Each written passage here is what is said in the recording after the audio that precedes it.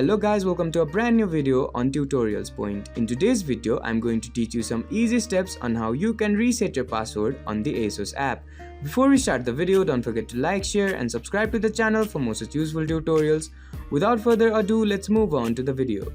First of all, make sure that you're connected to the internet. Once you make sure that you're connected to the internet, open up the Asos app. After the app opens up on your screen, on the top left corner of your screen, you'll see a menu option. Go ahead and click on it. Once you click on the menu option, a menu will appear on your screen. Now, on the top of that screen, you'll have to click on the sign in option. After you click on the sign in option, you'll be guided to another page. Now on this page, just below the sign in button, you'll see the forgot password option. Go ahead and click on it. Once you click on the forgot password option, you'll be further guided to another page. Now on this page, you'll have to fill in your email address here and then click on the reset password button. Once you click on the reset password button, and if you have filled in your email address correctly, a code or a link will be sent to your email address, which will allow you to reset your password on the Asos app.